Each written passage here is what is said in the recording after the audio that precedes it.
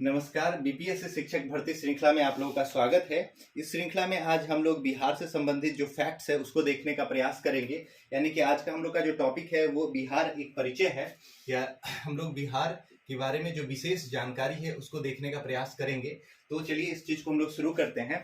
तो क्वेश्चन जो बन जाता है वो सबसे पहले ये बनता है कि बिहार का सबसे पहला स्रोत, लिखित स्रोत यानी कि साहित्यिक स्रोत जो है वो कहाँ पे मिला है, कहाँ से हम लोग बिहार के बारे में पहला जो नाम है बिहार वो कहाँ पे जिक्र किया गया है। तो देखिए बिहार जो वर्ड है ये जो शुरू हुआ था वो तुगलक काल में हुआ था, लेकिन इससे पहले तो बिहार एग्जिस्ट करता था।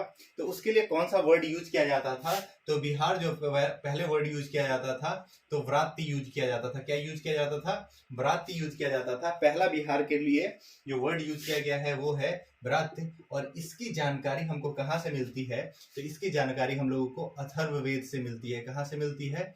अथर्ववेद से मिलती है। ये बात भी आप लोग याद रखेंगे, अथर्ववेद से। ओके, तो आपसे क्वेश्चन जो बनेगा, हम लोग क्वेश्चन के फॉर्मेट को भी देखते चलेंगे और उसके साथ इसके एक्सप्लेनेशन को भी देखते चलेंगे ताकि आप लोगों को कोई दिक्कत न हो सके। तो हम लोग बात की कि बिहार का सबसे प्राचीनतम साक्ष्य है ना, लिखित साक्ष्य किस साहित्यिक स्रोत से पता चलता है, तो वो पहला साहित्यिक स्रोत क्या है?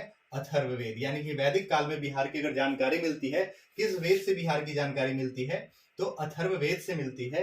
अथर्ववेद को बिहार को किस रूप में या किस क्षेत्र के नाम से जाना गया है, तो वो नाम क्या होगा? व्रात्य। ये बात भी आप लोग याद रखिएगा। उसके अलावा अगर हम लोग बात कर ले, इससे अगर थोड़ा अगर मॉडर्न टाइम में चल जाए, यानी कि जब बौद्धिज्म और जैनिज्म था, यानी कि महाजनपद का ड्यूरेशन था, तो बिहार की जो जानकारी है वो हम लोग को अंगुत्तर निकाय से मिलती है। किससे मिलती है? अंगुत्तर निकाय से। इस चीज के भी बारे में जानेंगे। यहां से भी क्वेश्चन मिलता है बौद्ध साहित्यिक, बौद्ध साहित्य। देखिए यहाँ पे क्वेश्चन पूछेगा इसी तरह से, साहित्य मतलब होता है ऐसा जो लिखे हुए रूप में साक्ष्य हो। तो बौद्ध साहित्य है अंगुत्तर निकाय। अंगुत्तर निकाय, सीधा ये भी क्वेश्चन बन जाता है कि अंगुत्तर निकाय का संबंध किस धर्म से, तो बौद्ध धर्म से। हालांकि बिहार पढ़ रहे तो यहाँ पे बात नहीं करेंगे। तो बौद्ध साहित्यिक अंगुत्तर निकाय से बिहार के जनपद के बारे में जानकारी मिलता है कि बिहार में 3 जनपद था। कितने जनपद की जानकारी मिलता है? तो 3 महाजनपद का पता चलता है। कौन कौन महाजनपद था इस चीज को भी हम लोग देख लेंगे। तो बिहार में 3 जनपद था। एक का नाम था मगध जो सबसे फेमस था। दूसरा जो था उसका नाम क्या था? दूसरा का नाम अंग था। क्या था? अंग जनपद। और तीसरा जो जनपद था उसका नाम था बज्जी। क्या था? बज्जी। तो बिहार के बारे में अगर साहित्यिक स्रोत आपसे पूछे एंशिएंट टर्म में, तो आप लोग को याद रखना है कि सबसे पहले बिहार के बारे में जो जानकारी मिलती है वो कहाँ से मिलती है? अथर्ववेद से मिलती है। उसके बाद अगर हम लोग बात कर ले तो कहाँ से मिलती है? अंगुत्तर निकाय से मिलती है, जहाँ पे 16 जनपद, जिसमें से बिहार में कितने जनपद एग्जिस्ट करते थे, कितने जनपद बिहार में थे, वो अगर क्वेश्चन पूछ ले तो उस समय बिहार में 3 जनपद हुआ करते थे। एक जनपद कौन है? मगध जनपद, दूसरा है अंग जनपद और तीसरा है बज्जी जनपद। कभी कभी क्वेश्चन पूछ लेता है कि मगध जनपद के अंतर्गत कौन सा क्षेत्र आता था। तो मगध जनपद के अंदर जो ये पटना आप लोग को दिख रहा है ना, पटना और गया का क्षेत्र आता था। कौन आता था? पटना और गया वाला क्षेत्र आता था। अगर अंग जनपद पूछ ले तो अंग में भागलपुर और मुंगेर का क्षेत्र आता था। ये भागलपुर मुंगेर क्षेत्र हो गया, ये आता था अंग जनपद में। और अगर बज्जी संघ पूछ ले, है ना, तो ये पूरा एरिया जो दिखाई दे रहा है वो बज्जी संघ में आता था। यानी कि जो मुजफ्फरपुर हो गया, सीतामढ़ी हो गया, वैशाली जिला हो गया, वगैरह क्षेत्र जो है वो किस में आता था? बज्जी संघ में आता था। चलिए, तो ये तो हो गया बहुत पुरानी बातें, कुछ नई बात भी इसके बारे में। तो बिहार जो है वाकई में अपने स्वरूप में कब आया, तो इस चीज के बारे में अगर हम लोग देखें तो बिहार जो अपने स्वरूप में आया था वो तुगलक काल में आया था। कब आया था? तुगलक काल में। तो देखिए, तो बिहार वर्ड जो है वो डिफॉर्मेशन है ना, अपभ्रंश बना हुआ है। यानी जो इसका मेन नाम था वो था बिहार। क्या है?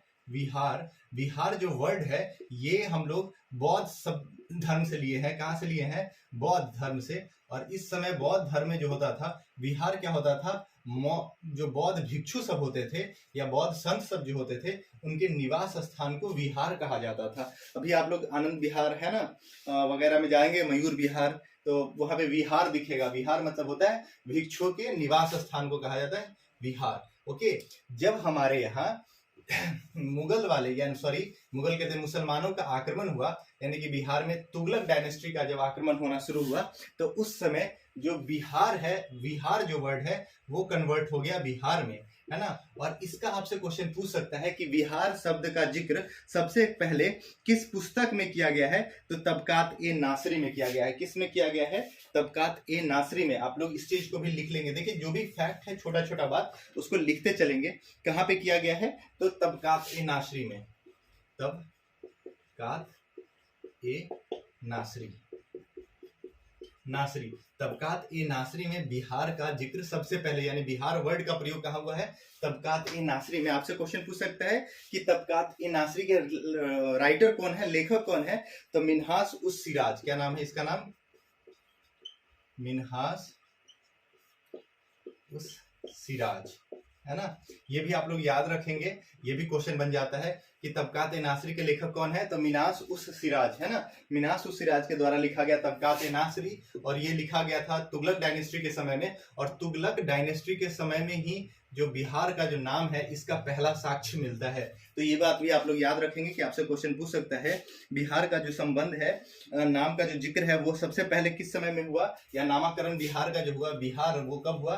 तो तुगलक काल में हुआ। इसकी पहली साक्ष्य कहाँ से मिलती है, जानकारी कहाँ से मिलती है? बिहार शब्द का प्रयोग सर्वप्रथम कहाँ किया गया है? तो आप लोग नाम याद रखेंगे, मिन्हास उस सिराज द्वारा लिखित पुस्तक तबकाते नासरी में है। ओके, फिर हम लोग आगे चलते हैं कि अब क्या होता है। तो हम लोग जानते हैं कि बिहार जब अंग्रेज हमारे भारत में शासन किया करते थे तब बिहार जो है ये क्या हुआ करता था? Bengal, Bengal plus Orissa plus Jharkhand plus वर्तमान बिहार, है ना। ये चारों स्टेट को मिला दिया जाए, है ना, तो क्या बनता था? बिहार एक कंप्लीट प्रोविनेंस बनता था, जो क्या हुआ होता था, जिसका कैपिटल कहाँ हुआ होता था? कलकत्ता में हुआ करता था। बंगाल की राजधानी कलकत्ता हुई करती थी और वहीं से बिहार का एडमिनिस्ट्रेशन चलाया जाता था। ये हम लोग जानते हैं कि अंग्रेजों के समय में ऐसा होता था। उसके बाद हुआ क्या कि जब बिहार के स्टूडेंट जब एजुकेशन के लिए, हायर एजुकेशन के लिए कहाँ जाते थे? कोलकाता में जाते थे, तो वहां उनके साथ भेदभाव होता था। जब वो कलकत्ता जाते थे पढ़ने के लिए तो उनके साथ क्या होता था? भेदभाव होता था, जिसकी वजह से 1894 में, कब? 1894 में, ये बात भी आप लोग याद रखिएगा, 1894 में दो फेमस पर्सनालिटी, जिनमें से एक का नाम है सच्चिदानंद सिन्हा, है ना, डॉक्टर सच्चिदानंद सिन्हा, है ना, डॉक्टर सच्चिदानंद सिन्हा। और दूसरे व्यक्ति का नाम क्या है? सॉरी, दूसरे व्यक्ति का नाम है महेश नारायण। क्या नाम है? महेश नारायण, महेश नारायण, ठीक है। देखिए बोर्ड का हाइट थोड़ा कम है, इसी वजह से हमको तिरछा लिखना पड़ जा रहा है, बोर्ड स्पेशियस नहीं है। तो दूसरा नाम क्या है? महेश नारायण। और सच्चिदानंद सिन्हा के द्वारा 1894 में, 1894 में एक पत्र निकाला गया, एक अखबार निकाला गया जिसका नाम था बिहारी। क्या निकाला गया? बिहारी या बिहारी टाइम्स। क्या नाम है इसका? बिहारी टाइम्स। ये बात आप लोग याद रखेंगे। बिहारी जो अखबार पे है उसका पहला जो नाम था वो बिहारी टाइम्स ही था, बाद में इसका नाम चेंज करके सिर्फ बिहारी रखा गया। और इसी के माध्यम से जो ये दोनों व्यक्ति है, डॉक्टर सच्चिदानंद सिन्हा और महेश नारायण के द्वारा बिहार अलग राज्य के रूप में मांग किया जाने लगा, जिसमें कुछ और भी व्यक्ति थे, जैसे नंद किशोर लाल थे, डॉक्टर श्री कृष्ण सिंह का भी आप नाम से ले सकते हैं, या कृष्ण सहाय भी थे। ये लोग क्या थे? ये लोग डिमांड कर रहे थे कि बिहार में जो हमारे साथ भेदभाव हो रहा है इसके लिए हमको बिहार एक अलग स्टेट ही दे दीजिए। और इस चीज का जो मांग हुआ था वो सर्वप्रथम किसके द्वारा हुआ? बिहारी टाइम्स मैगजीन के द्वारा हुआ, या अखबार के द्वारा हुआ। आपसे ये क्वेश्चन पूछ सकता है कि बिहारी टाइम्स के संपादक कौन है? तो महेश नारायण और डॉक्टर सच्चिदानंद सिंह है। ये बात आप लोग याद रखेंगे। ओके, और इसका जो मांग शुरू हुआ था कब हुआ था? 1894 में हुआ था। ओके, ये बात आप लोग याद रखेंगे। फिर आगे हम लोग चलते हैं। हम लोग जैसा कि जानते हैं कि दिसंबर 1911 में दिल्ली दरबार का आयोजन किया जाता है। किसका आयोजन किया जाता है? दिल्ली दरबार का और यहाँ पे जो अंग्रेज के राजा होते हैं, यानी कि जिनका नाम है जॉर्ज पंचम, क्या नाम है, जॉर्ज पंचम, और जॉर्ज पंचम, गवर्नर जनरल का नाम है लॉर्ड हार्डिंग, लॉर्ड हार्डिंग, ठीक है। इनके द्वारा ये बात आप लोग याद रखिएगा, दिल्ली दरबार जब आयोजन हुआ था उस समय भारत के गवर्नर जनरल कौन थे, तो लॉर्ड हार्डिंग। जो राजा आए थे वो कौन थे, तो जॉर्ज पंचम थे। इनके द्वारा दिल्ली का दरबार का आयोजन किया गया और वहीं पे क्या हुआ कि बिहार एक अलग राज्य बन जाएगी, इस चीज की घोषणा की गई। क्या की गई, 1911 में। आपसे क्वेश्चन पूछता है कि बिहार एक अलग राज्य बनने की जो घोषणा है वो कब की गई। जब वर्ड यूज करेगा घोषणा तो 1911 डालेंगे। कब डालेंगे, 1911 डालेंगे। फिर क्या हुआ, दिल्ली दरबार जैसे ही समाप्त हो गया, अब राजा घोषणा कर दिया गया, तो इस पे क्या करना था, काम करना था। तो ठीक इसी प्रकार हम लोग जानते हैं कि 22 मार्च को, कब, 22 मार्च 1912, 22 मार्च 1912 बिहार एक अलग राज्य के रूप में स्थापित हुआ। यहाँ पे क्या हुआ, बिहार एक अलग राज्य के रूप में स्थापित हुआ। तो हम लोग जानते हैं कि 22 मार्च को हम लोग क्या मनाते हैं, बिहार दिवस मनाते हैं। इसी कारण हम लोग 22 मार्च को हम लोग क्या मनाते हैं, बिहार दिवस। ये बात भी आप लोगों को याद रखना है। ओके, अब देखिए 22 मार्च को जब बिहार दिवस मनाया तो ये वाकई में कब से काम करना शुरू कर दिया, तो ये भी क्वेश्चन आपसे पूछ सकता है कि बिहार अपने कार्य को कब से प्रारंभ कर दिया। तो बिहार अपने कार्य को करना प्रारंभ 1 अप्रैल से शुरू किया। कब से शुरू किया, 1 अप्रैल 1912 से, है ना, स्थापना के 6 दिन बाद, 8 दिन बाद से। ओके, ये बात भी आप लोग याद रखेंगे। इसको आप लोग सहूलियत के हिसाब से स्क्रीनशॉट ले लें ताकि हम फिर नेक्स्ट चीज को लिखें। तो हम लोग जानेंगे बिहार की स्थापित कब हुई। देखिए घोषणा 1911, ये याद रखिएगा, बिहार की घोषणा। बिहार के विभाजन में, यानी कि बिहार एक अलग राज्य की भूमिका, जो अगर पूछा जाए कि बिहार एक अलग राज्य बना, इसके लिए जो आंदोलन चलाया गया, इसमें मेन रोल कौन प्ले करते थे, आप लोग को याद रखना है, सच्चिदानंद सिन्हा और महेश नारायण का, जो बिहारी टाइम के संपादक थे, जैसा जिसके बारे में भी हम लोग बात किए। उसके बाद बिहार कब राज्य की कब स्थापित हुआ, तो हम लोग जानते हैं कि 12 मार्च 1912 को, 22 मार्च 1912 को। और ये बिहार एक एज ए स्टेट अपना एडमिनिस्ट्रेशन का जो काम है वो देखना कब शुरू कर दिया, तो 1 अप्रैल से शुरू कर दिया। यहां तक कोई डाउट नहीं। फिर हम लोग आगे चलते हैं नेक्स्ट टॉपिक की तरफ। उसके बाद देखिए, तो अब जो बिहार बना था 1912 में, उस बिहार में क्या था, वर्तमान का बिहार, है ना, फिर झारखंड स्टेट और फिर उड़ीसा स्टेट, है ना, उड़ीसा स्टेट। इन तीनों को मिला के क्या था, हमारा बिहार बना हुआ था 1912 में। लेकिन हम लोग जानते हैं कि 1936 के शासन अधिनियम, 1935 में हमारे पास एक शासन अधिनियम आया था। ये बात भी आप लोग याद रखेंगे। क्या हुआ, 1935 में गवर्नमेंट ऑफ इंडिया एक्ट पारित किया गया, उसके तहत आप लोग इसको भी याद रखेंगे। 1935 का भारत शासन अधिनियम, यहीं पे लिख देते हैं, अधिनियम। ओके, 1935 के भारत शासन अधिनियम के अंतर्गत भारत को बिहार को उड़ीसा से अलग कर दिया गया। कब से किसे कर दिया गया, उड़ीसा से अलग करके बिहार को अलग कर दिया गया और उड़ीसा को एक अलग राज्य के रूप में दर्जा दे दिया गया। तो हम लोग जानते हैं कि भारत शासन अधिनियम, ये क्वेश्चन आपसे पूछेगा, उड़ीसा को बिहार से किस अधिनियम के तहत अलग किया गया, तो भारत शासन अधिनियम 1935, किसके तहत, 1935 के तहत। अब जो बिहार है वो उड़ीसा से अलग कब हुआ, तो 1 अप्रैल को। कब हुआ, 1 अप्रैल को 1936 में, 1 साल बाद, याद रखिएगा।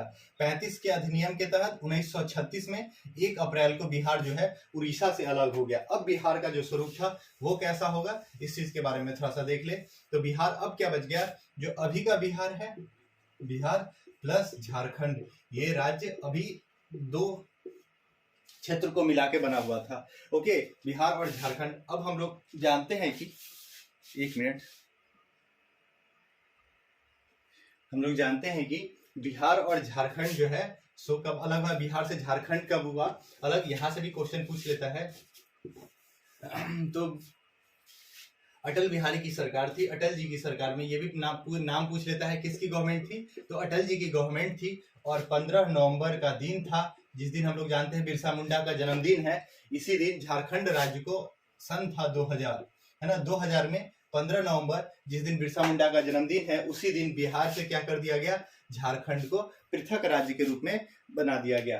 ओके, ये बात भी आप लोग याद रखेंगे। ओके, अब हम लोग आ जाते हैं प्रेजेंट बिहार जो है उसके बारे में देखना शुरू करते हैं।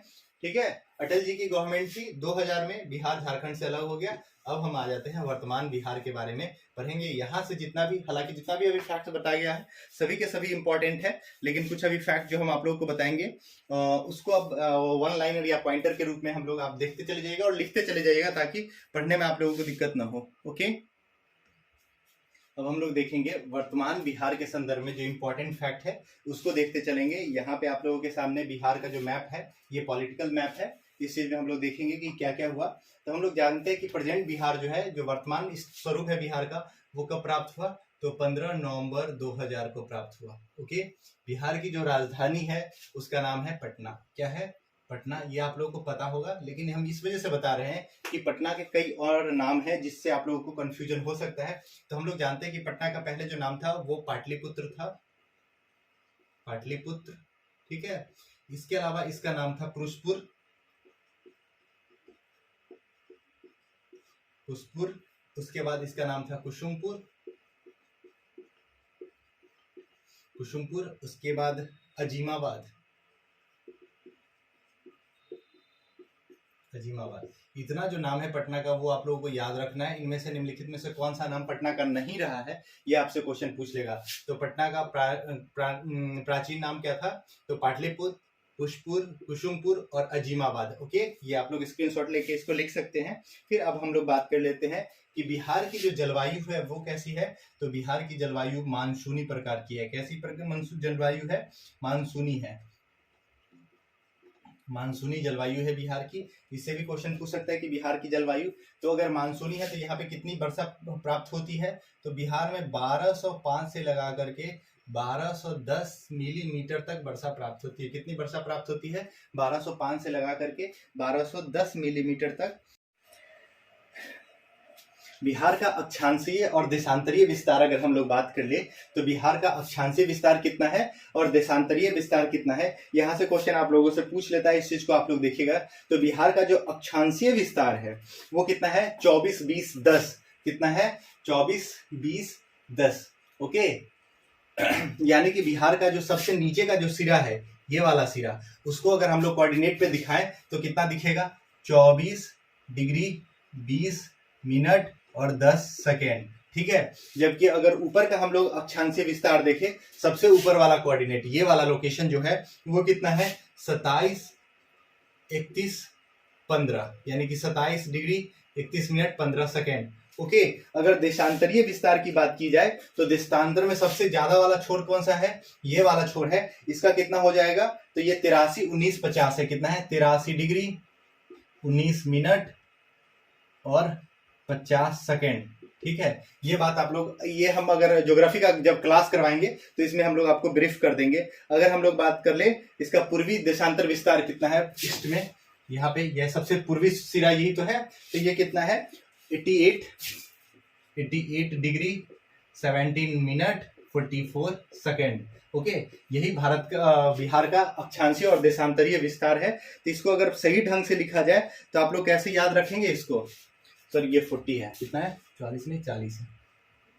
ओके, बिहार का अगर आपसे अक्षांशीय और देशांतरीय विस्तार पूछ ले तो इसको कैसे लिख के याद कर, कैसे करेंगे, तो लिखेंगे अक्षांशीय विस्तार।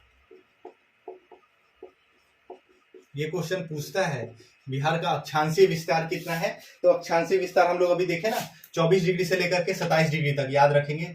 24 डिग्री 20 मिनट 10 सेकेंड, कितना है, 10 सेकेंड से लगा करके 27 डिग्री 31 मिनट 15 सेकेंड तक। ओके, जबकि अगर देशांतर विस्तार आप लोग से पूछ ले, देशांतर विस्तार आप लोगों से पूछ ले तो वो आप लोग कैसे लिखे, याद रखेंगे,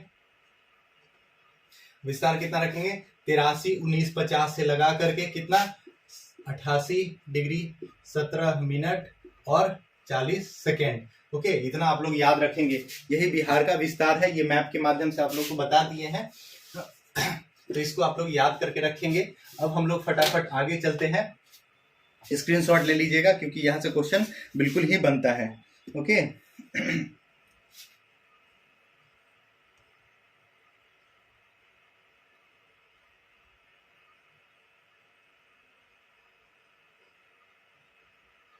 इस मैप में आप लोगों को जगह का नाम दिख रहा है? नहीं दिख रहा होगा तो कोई बात नहीं, हम लोग इसको मैप बना के आप लोगों को बता देंगे। ओके, देखिए यहाँ पे जो आप लोग को दिखाई दे रहा है वो हम लोग का क्या है, बिहार है ना। ये बिहार है, कंप्लीटली बिहार।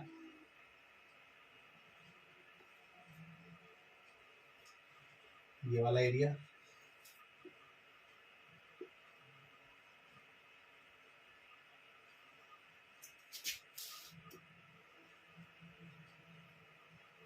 ओके।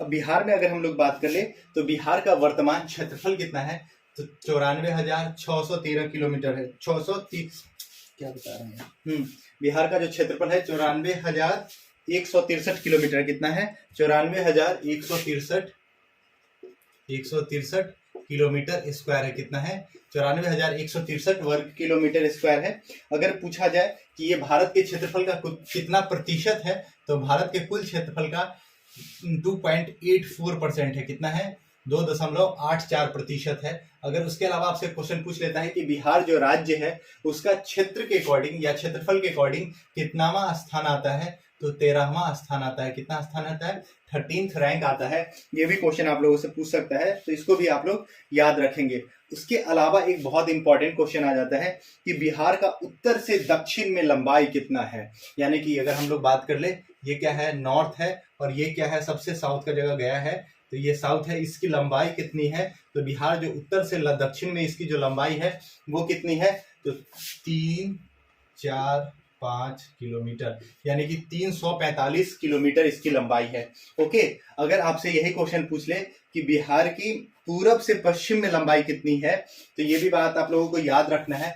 पूर्व अगर हम लोग बात करें, इसको मिटा दें, बिहार का पूरब से पश्चिम की बात कर ली जाए तो बिहार का सबसे लंबा जगह इस छोर से लगा करके अगर हम लोग चलना शुरू कर देते हैं तो किशनगंज तक की जो लंबाई है वो कितनी है, ये भी आप लोग से क्वेश्चन पूछ लेगा। तो इसका लंबाई है 483 किलोमीटर। कितना है, 483 किलोमीटर, है ना, 483 किलोमीटर। ये बात भी आप लोग याद रखेंगे। यानी कि ये हो गया ना, हम लोग जानते हैं कोई भी मैप जब हम लोग बनाते हैं तो ऊपरी सिरा को उत्तर कहते हैं, दूसरी सिरा को, नीचे वाले सिरा को दक्षिण कहते हैं, जबकि दाहिनी तरफ का जो सिरा होता है उसको पूरब कहते हैं, और बाईं तरफ की सिरा को हम लोग क्या कहते हैं, पश्चिम कहते हैं। तो उत्तर से दक्षिण की जो बिहार की लंबाई है वो कितना है, 345 किलोमीटर, जबकि पूरब से पश्चिम की तरफ जो लंबाई है वो 483 किलोमीटर है। कितना है, 483 किलोमीटर। ये बात आप लोग याद रखेंगे। और इसको घुमा के ऐसा क्वेश्चन पूछ लेगा, बिहार की जो लंबाई है वो सर्वाधिक है, ठीक है ना, उत्तर से दक्षिण, पूरब से पश्चिम। ओके, तो हम लोग को पता है कि पूरब से पश्चिम इसकी लंबाई क्या है,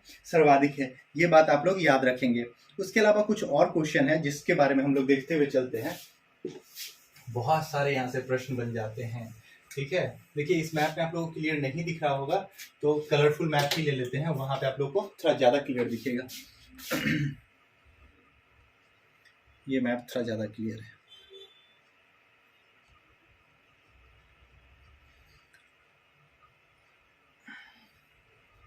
अब यहाँ पे देखिएगा कि यहाँ पे क्वेश्चन पूछता है कि बिहार जो है वो किन किन राज्यों के साथ अपना सीमा साझा करता है। तो बिहार जो है, सो हम लोग जानते हैं कि बिहार के उत्तर में कौन सा स्टेट है, तो बिहार के उत्तर में है नेपाल। क्या है, बिहार के उत्तर में है नेपाल। दक्षिण में अगर नीचे की तरफ बात कर ले तो यहाँ से कौन अलग हुआ था, झारखंड अलग हुआ था। कौन अलग हुआ था, झारखंड। अगर हम लोग पूरब की तरफ बात कर ले, ईस्ट की तरफ, तो यहाँ पे कौन है, पश्चिम बंगाल। कौन है, पश्चिम बंगाल है। ये बात भी आप लोग याद रखेंगे।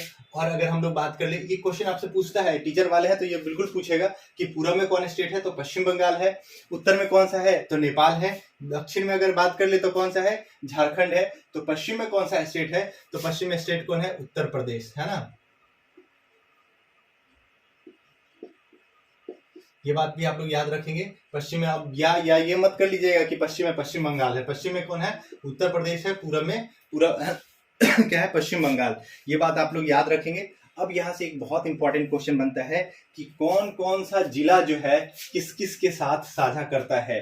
तो यहाँ पे आप लोग याद रखेंगे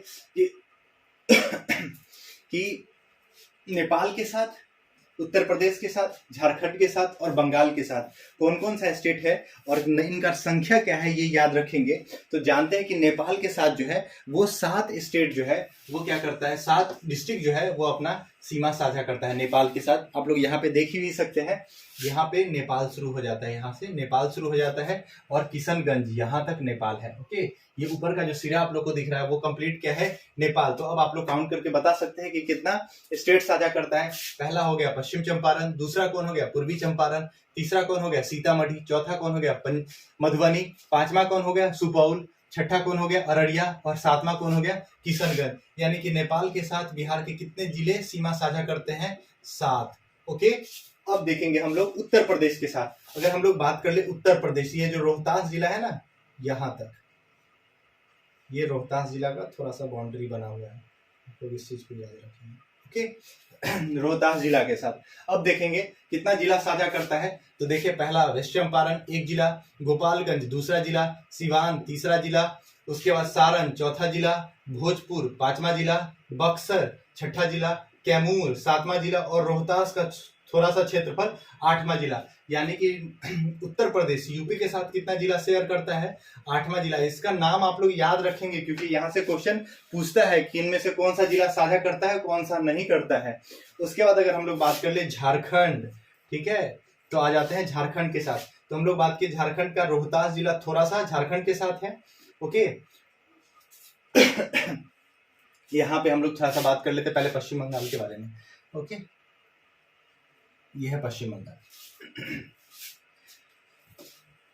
पश्चिम बंगाल का यहाँ है कटिहार के पास,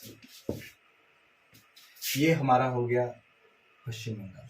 ओके, अब देख लेते हैं पश्चिम बंगाल जो है, पश्चिम बंगाल कितना स्टेट को साझा कर, डिस्ट्रिक्ट को साझा करता है, तो 3 को, कौन, किशनगंज, पूर्णिया और कटिहार। ये एकदम मस्ट आप लोग याद रखेंगे। सबसे ज्यादा क्वेश्चन पश्चिम बंगाल से ही पूछेगा। निम्नलिखित में से कौन सा स्टेट जो है वो पश्चिम बंगाल के साथ सीमा साझा नहीं करता। ऑप्शन में ये तीनों रहेगा, उसके साथ भागलपुर लगा हुआ रहेगा, बांका लगा हुआ होगा। आप लोग को रट लेना है, किशनगंज, पूर्णिया और कटिहार, ये तीनों कौन है जो पश्चिम बंगाल के साथ सीमा साझा करता है। ओके, उसके अलावा अगर हम लोग बात कर ले तो क्या कि झारखंड के साथ कौन साझा करता है, तो हम लोग बात किए रोहतास, औरंगाबाद, गया, नवादा, जमुई, बांका, भागलपुर और कटिहार। ठीक है, कौन, कटिहार। ये याद रखिएगा, कटिहार जो है भागलपुर, बांका, जमुई, नवादा, गया और औरंगाबाद, यानी कि टोटल 8 स्टेट हो गया। अब देखिए यहाँ पे वेस्ट बंगाल पश्चिम बंगाल के साथ कितना है, 3 स्टेट, और उसके अलावा झारखंड JH झारखंड के साथ कितना है, तो 8 स्टेट। अब यहाँ पे एक क्वेश्चन आप लोग से पूछेगा जहां पे ई वाला ऑप्शन आपके सामने आ जाएगा, निम्नलिखित में से कौन सा स्टेट है, सॉरी जिसके साथ बिहार जो है वो सर्वाधिक जिला साझा करता है। वहां पे उत्तर प्रदेश भी लिखा हुआ होगा और झारखंड भी लिखा हुआ होगा। अब देखिए, उत्तर प्रदेश के साथ भी 8 है, झारखंड के साथ भी 8 है, यानी कि दोनों का क्या है, इसका आंसर क्या हो जाएगा, दोनों हो जाएगा ना, दोनों में 8-8 है, तो ज्यादा कोई हुआ कौन होगा, तो इसका ऑप्शन नंबर ई आंसर हो जाएगा। इस चीज को भी आप लोग याद रखेंगे। ठीक, अब यहाँ पे एक और इंपॉर्टेंट क्वेश्चन आ जाता है, उस चीज को भी देख लेते हैं। क्वेश्चन के फॉर्मेट को समझते चलेंगे तो आप लोगों को कोई दिक्कत नहीं होगा। ठीक है, स्क्रीनशॉट आप लोग ले लिए होंगे। अब आ जाते हैं हम लोग यहाँ पे, ये देखिए आप लोग जान रहे हैं ना, यहाँ पे रिप्रेजेंटेशन हम दिए हैं।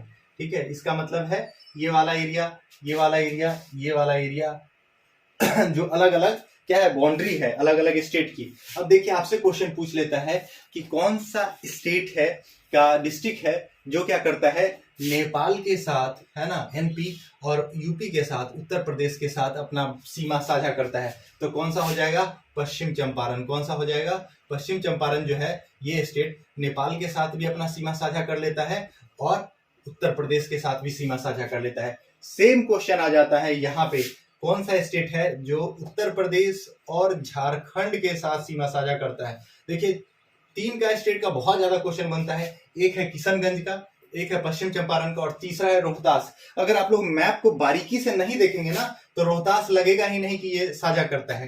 ठीक है, आप कैमूर के साथ चले जाएंगे तो रोहतास जिला जो है वो उत्तर प्रदेश के साथ भी सीमा साझा करता है और झारखंड जिला के साथ भी सीमा का साझा करता है। वैसा ही स्टेट कौन है, किशनगंज, जो नेपाल के साथ करता है। ये एकदम रट लेंगे, किशनगंज नेपाल के साथ और वेस्ट बंगाल के साथ कौन है, WB के साथ। किशनगंज वो स्टेट डिस्ट्रिक्ट है जो क्या करता है, दोनों के साथ सीमा साझा करता है। उसके अलावा अगर हम लोग बात कर ले कटिहार का, तो कटिहार भी है, वो क्या करता है, पश्चिम बंगाल के साथ साथ झारखंड के साथ अपना सीमा साझा करता है। ये चारों जो डिस्ट्रिक्ट है इसको आप लोगों को याद रखना है। ओके, याद रखेंगे। रोहतास जिला और इसमें चंपारण जिला, पश्चिम चंपारण और किशनगंज, यहाँ से बहुत ज्यादा क्वेश्चन बनता है, इस वजह से इसको आप लोग देख लेंगे। अब थोड़ा सा और फैक्ट की तरफ आगे हम लोग चलते हैं। क्लास तो लंबा नहीं हो रहा ना। देखिए, जो फैक्ट है थोड़ा जानना बहुत जरूरी है, यहीं से क्वेश्चन बनता है, तो आप लोग देखते चलेंगे। एक पेज का तो नोट्स बनाना है, वन लाइनर फटाक से आप लोग बना लेंगे, कोई दिक्कत नहीं है, और मैप से समझना बहुत आसान हो जाता है। अब देखिए, क्वेश्चन पूछता है कि बिहार का सबसे बड़ा जिला कौन सा है। ये क्वेश्चन कितना बार पूछा हुआ है। जैसे ही पूछेगा कि सबसे बड़ा जिला कौन सा है, तो आप लोग दिमाग में याद रखिएगा कौन है, पश्चिम चंपारण सबसे बड़ा जिला है ना। यहाँ जिला का बात हो रहा है, सबसे बड़ा जिला कौन है, पश्चिम चंपारण। जो अगर आबादी के अकॉर्डिंग पूछता है, आबादी के अकॉर्डिंग अगर पूछता है तो पटना जिला कौन हो जाएगा, पटना जिला। ये बात भी आप लोग याद रखिएगा, ठीक है। उसके अलावा आपसे क्वेश्चन अगर पूछ लेता है कि सबसे छोटा जिला कौन सा है, तो यहाँ पे एक छोटा सा जिला देख रहे हैं, ये वाला है ना, ये है शिवहर। कौन सा जिला है, शिवहर। ये जिला सबसे छोटा जिला है। कौन सा है, सबसे छोटा जिला। अगर इसके अलावा एक और क्वेश्चन बनता है कि आबादी में सबसे छोटा जिला कौन सा है ना, तो आबादी में सबसे छोटा जिला है शेखपुरा, है ना। सबसे बड़ा, सबसे छोटा क्षेत्रफल में तो कौन हो जाएगा, शिवहर, है ना। जबकि आबादी में अगर आप पूछ लेता है तो कौन हो जाएगा, शेखपुरा, शेखपुरा। ये बात भी आप लोग याद रखिएगा। शेखपुरा जिला कहाँ है, तो ये मैप में आप देख रहे हैं, यहाँ पे एकदम छोटू सा जिला, ये वाला जिला है ना, ये कौन सा है, शेखपुरा जिला है ना। इसकी आबादी बहुत ज्यादा ही कम है। ओके, यहाँ पे भी कोई दिक्कत नहीं होनी चाहिए आप लोगों को। उसके अलावा क्वेश्चन पूछ लेता है कि सबसे नॉर्थ, बिहार के सबसे उत्तर में कौन सा जिला स्थित है। तो अब यहाँ पे आप लोगों को मैप दिख रहा होगा, है ना। तो मैप को अगर हम लोग देख ले तो बिहार के सबसे उत्तर में क्या होगा, यही तो होता है ना, ऊपर सीधा नॉर्थ होता है, तो ऊपर अगर नॉर्थ देखे तो कौन आ जाता है, पश्चिम चंपारण। सबसे उत्तरी जिला कौन सा है, तो पश्चिम चंपारण है। अगर दक्षिणी की बात की जाए, दक्षिण में सबसे नीचे कौन सा है, देखिए किसका कट रहा है, सबसे नीचे वाला, इससे तो नीचे कोई नहीं है। यहाँ भी जाएंगे तो इससे हल्का ये ज्यादा नीचे तक आया हुआ है कि नहीं। तो गया जो जिला है वो सबसे दक्षिणी जिला है। कौन है, दक्षिणी जिला। ओके, उसके अलावा आपसे क्वेश्चन पूछ लेता है कि सबसे पश्चिमी जिला कौन सा है, तो सबसे पश्चिमी जिला कौन सा हो जाएगा, कैमूर हो जाएगा। कौन हो जाएगा, कैमूर हो जाएगा। अगर सबसे पूर्वी जिला पूछ ले, सबसे पूर्व में कौन सा है, तो किशनगंज है। कौन है, किशनगंज। ये सब आप लोग याद रखेंगे। क्या याद रखेंगे, ये सबसे क्वेश्चन पूछता है। बिहार का सबसे पूर्वी जिला कौन सा है, किशनगंज है। सबसे दक्षिणी जिला कौन सा है, गया में है। सबसे उत्तरी जिला कौन है, तो पश्चिम चंपारण है। जबकि सबसे पूर्वी जिला कौन सा है, सॉरी, सबसे पश्चिमी जिला कौन सा है, कैमूर। जबकि सबसे पूर्वी जिला कौन है, किशनगंज है। ओके, यहाँ पे आप लोग ये बात याद रखेंगे। इसके अलावा अगर हम लोग किशनगंज की बात कर ले, तो किशनगंज क्या है कि यहाँ पे सर्वाधिक वर्षा होती है। क्या होती है, अगर सर्वाधिक वर्षा की बात कर ले जाए तो कहाँ पे होती है, किशनगंज में होती है।